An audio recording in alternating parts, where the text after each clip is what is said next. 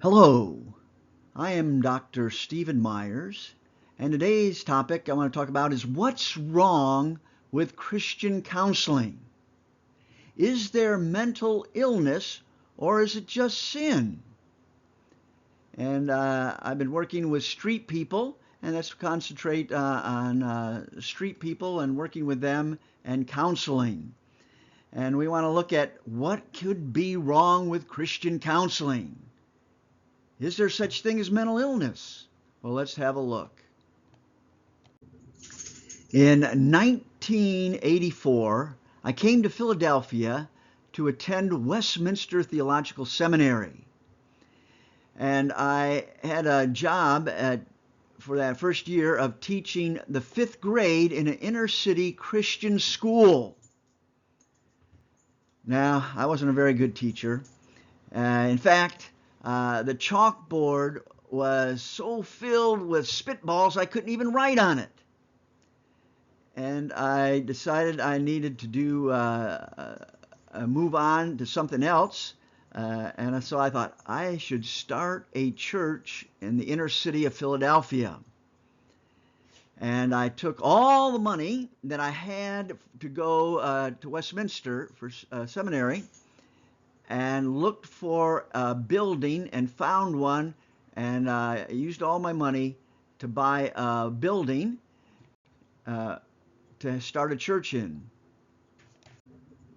And here is the building I bought for $5,000.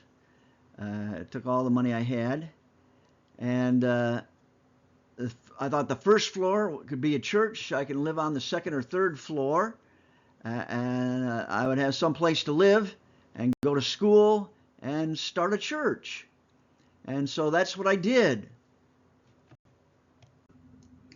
What I didn't realize was that there was a lot of street people, drug addicts, alcoholics, right around the area. This is across the street, St. Francis Inn.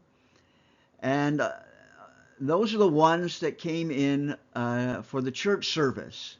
And that's how I got started working with street people and drug addicts, alcoholics, and started the Kensington Outreach Center.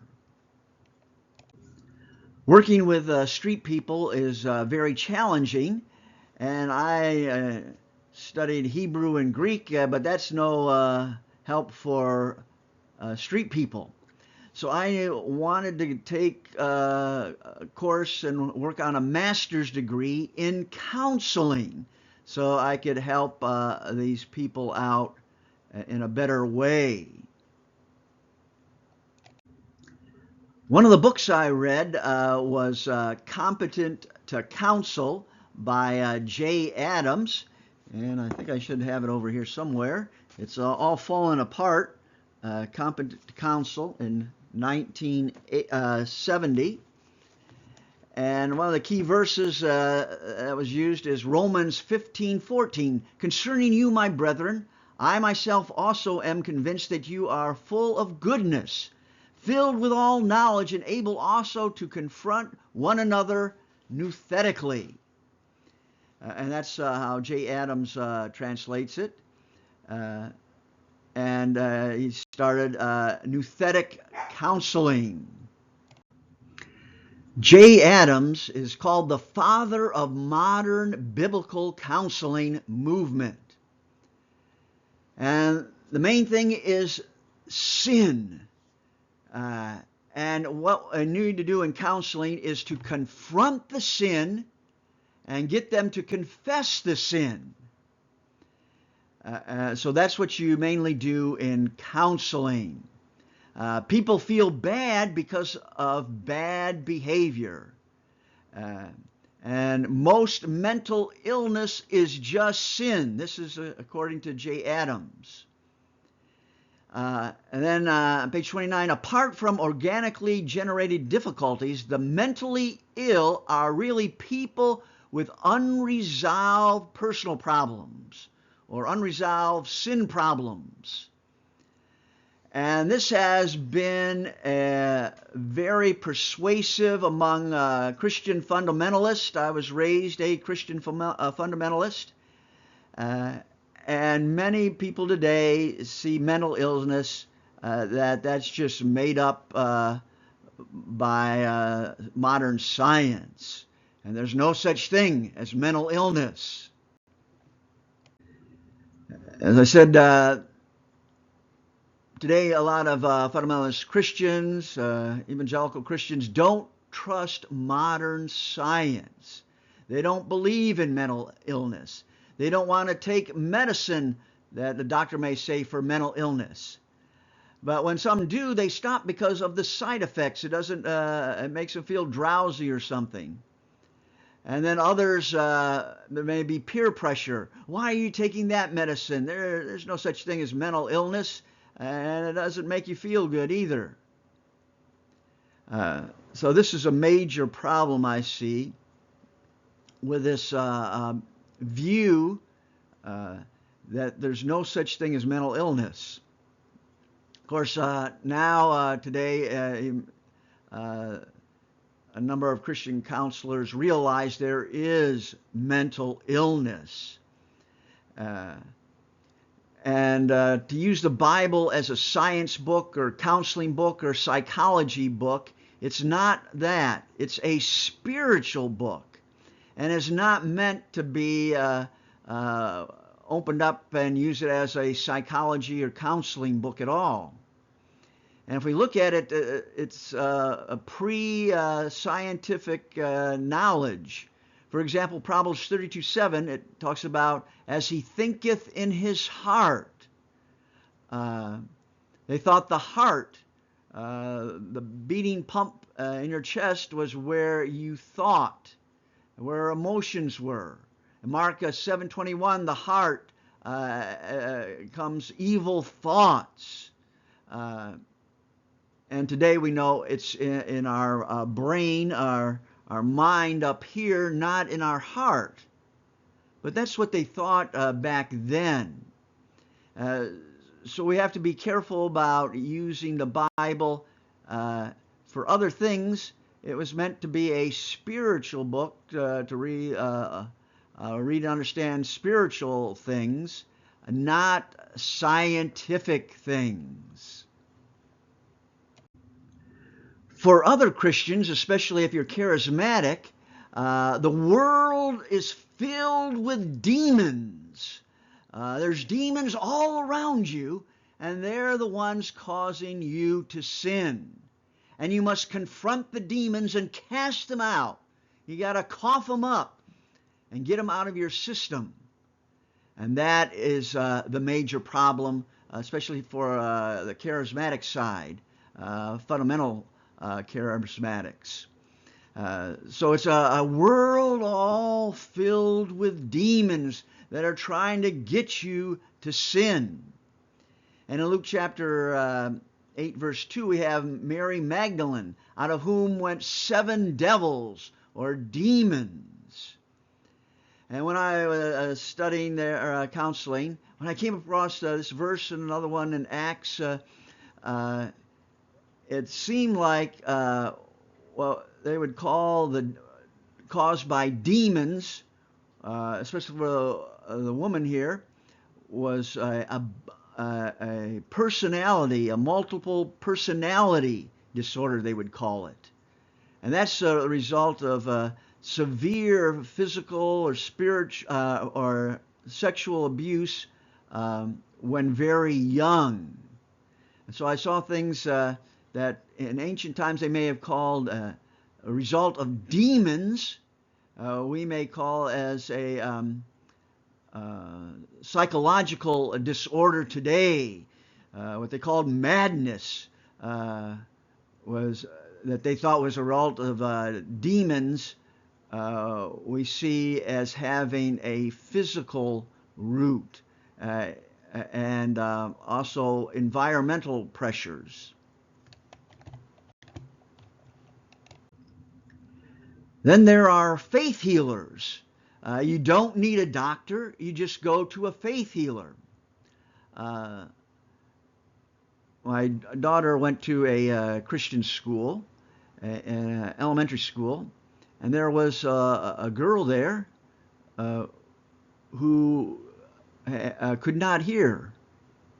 And it was because her mother and father went to a church that didn't believe in going to doctors.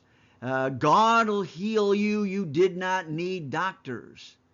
And she got sick and lost her hearing because a simple medication would have cleared it up, but instead it resulted in a hearing loss. And that's a sad situation. And there's a number of fundamentalist churches like that. You don't need a doctor. Just get healed. And the American Cancer Society, with the available scientific evidence, does not support the claim that faith healing can actually cure physical ailments. One review published in 1998 looked at 172 cases of deaths among children treated by faith healing instead of the conventional medical methods.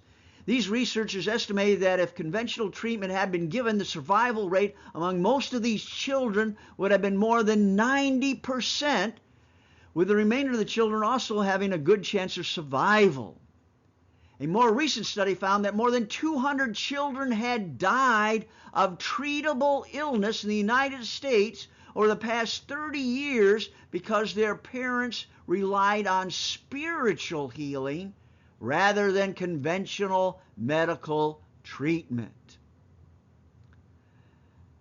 And then I have up here the Happy Shiny People. It's on Prime.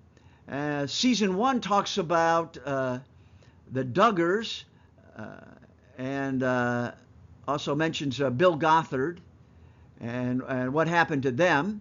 And then in Season 2 talks about Teen Mania and an organization, and they would send out young teenagers to different countries. And I remember hearing that one went to, I think it was India, and there was this lady with a deformed leg, and they prayed for her all day that she would get healed, her leg would get healed, but it didn't happen. And some of them were just shocked in unbelief that her leg wasn't healed. And I think we need to be very careful about this. If there's a medical problem, see a doctor. If you have a broken leg, go see a doctor, not a faith healer. If faith healers really work, why don't they just go to the hospitals and heal everyone? Of course, it's, oh, you didn't have enough faith, and that's why you didn't get healed. John Dominic Crossan, a big Bible scholar, says about faith healing, I have visited Lourdes in France and Fatima in Portugal, healing shrines of the Christian Virgin Mary. I have also visited Epidaurus in Greece and Pergama in Turkey, healing shrines of the pagan god Asclepius. The miraculous healings recorded in both places were remarkably the same. There are, for example, many crutches hanging in the grotto of the Lord's, mute witness to those who have arrived lame and left whole. There are, however, no prosthetic limbs among them, no witnesses to paraplegics who lost limbs being restored. So he's making the point that true healing of legs and limbs have not happened. And in ancient times, there in Pergama, there was a big temple of Asclepius where he was the god of healing, and you would go there to get healed. You would, if I remember correctly, you would go to sleep, and Asclepius would appear in your dream to tell you what you needed to do to be healed. And then they would write about how they were healed and give money to the temple. And this is at Pergamum, a very famous healing place. So there is faith healing in ancient times as well as in modern times. And it's best to stick with modern medicine that has proved to work. So if you get a broken leg, go see a doctor, not a faith healer. Here's a chart here by ChatGTP, where we see that in ancient times, mainly it was some spiritual or demonic influence that they saw causing mental illness. Someone going mad or possessed by demons. Where today you have the modern medical natural explanation. And even in ancient times you had Hippocrates and Galen who looked to medical natural explanations. Whereas even in Mesopotamia, the one quote, "If a man's mind is changed and he speaks words of confusion, the hand of a ghost has seized him." So there was evil spirits, ghosts, divine punishment, especially like you have the book of Job.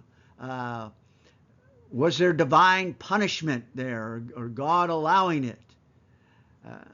So you have the ancient view, demons causing mental illness, and then the modern medical view today, where they can do medical scans and see what's wrong in the brain and medicine to help that. Here's a few quotes. Here we have Martin Luther. "I am persuaded that many who are thought to be mad are possessed by devils." Augustine, "Evil spirits trouble men not only in the body but also by disturbing the mind." And there you can find many other quotes as well. Here's a quick overall look of things in psychiatry. You have the very beginning there, supernatural origins of mental illness. Then you have Hippocrates, Galen, their writings. The Middle Ages, we just heard about Martin Luther. It's demons. Some take it as a moral sin that has happened to them, that because they have sinned. And then you have the beginning of asylums, where you would lock people up in asylums, and some even you have to chain down. And then in 1960, and even the 50s and 60s, you had the development and discovery of these drugs that amazingly helped mental illness.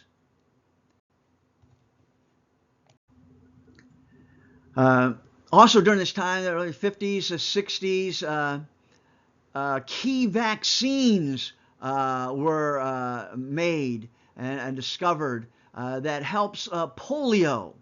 I remember I was very young, I think it was a sugar cube that they gave you to take to prevent polio. Polio was crippling many people, widespread, and this was a major discovery to stop polio.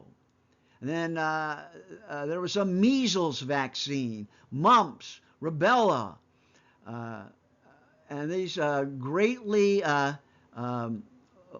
led to the disappearance, we thought, of measles and these other diseases. But now they're reappearing because some fundamentalists today, they don't want to trust modern medicine. The vaccines, something's wrong with them. And so they don't want to get their children vaccinated. And that's just a shame. Here's some of the list of drugs and disorders here. You have in the 60s and 70s major discoveries of these certain drugs that would help schizophrenia, help depression, bipolar disorder. And this led to many being let out of asylums. So before this time, they were just locked up like in a jail. But with these new medicines, they were able to take, and they would help their schizophrenia so they could live in the world. But they needed like halfway houses and other things to help them. And so many of these mental hospitals let the patients out. They could take the medicine, but a lot of them ended up in the street. A lot of them didn't want to take their medicine. It didn't make them feel very good. There was some side effects.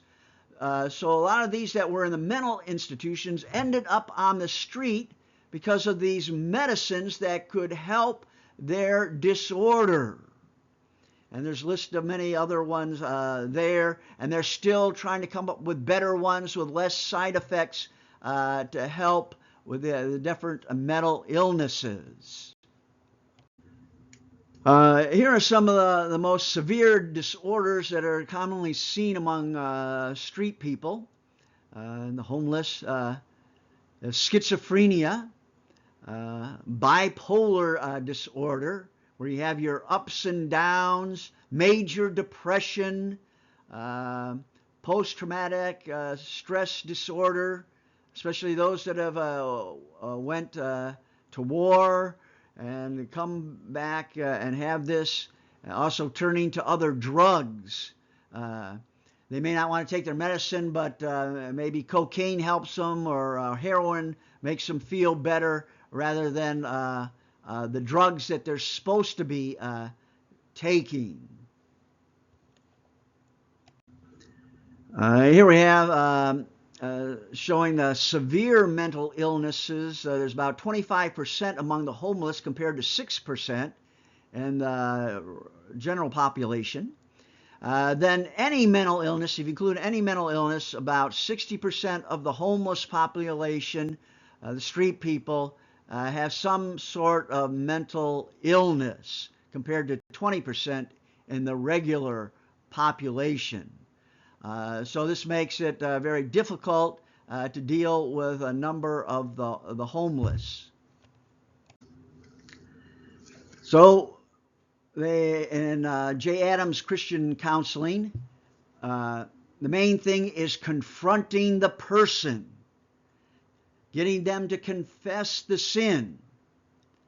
Then there's other steps of repentance. You're not supposed to do the same thing over and over again. You repent and ask forgiveness, and then you can be restored to the church or restored to that person. But this has resulted in a number of lawsuits against some churches because the abused wife is forced to forgive her abusive husband and return to her and live with her abusive husband. When many times the abusive husband says, yes, I confess my sins, I repent, but then goes right back again to abusing his wife. And this has caused a number of lawsuits. I remember reading an article that this is a Christian family going to a good Christian fundamentalist church, and one day he came home and his wife had spent $1 and some change over the budget for the food that she got. And so he was enraged.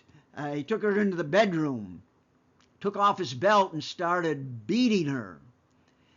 She hit her face in the pillow as she screamed to muffle the sound so the kids wouldn't hear her getting beaten by her husband. And that's all was because she needs to learn a lesson. That the husband, she needs to submit to the husband, and he needs to punish her for what she did wrong. Well, this is terrible, and what goes under the name of Christianity for a wife submitting to her husband and the abuse she must take. This is just absolutely wrong. So we have confronting the person, getting them to confess the sin. For the charismatics, more along the lines, you got to confront the demons and cast them out, cough them up, and that's the way you solve these mental illness problems and other problems, because there's no real mental illness according to them. There's the spiritual versus the material, morals or sin versus medicine. Medicine can mend the mind. There's amazing drugs out there today that can help out with mental illness.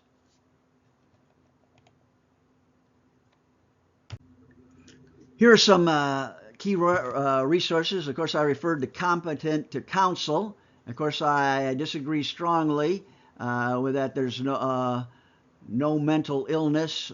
And then there's another, if you're interested in a Christian perspective here, Psychotherapy and Christian Perspective, edited by David Benner, 1987. Of course, I studied a number of years ago, so there may be some newer books. If you know of some newer, better books, make a note down below that we can add that.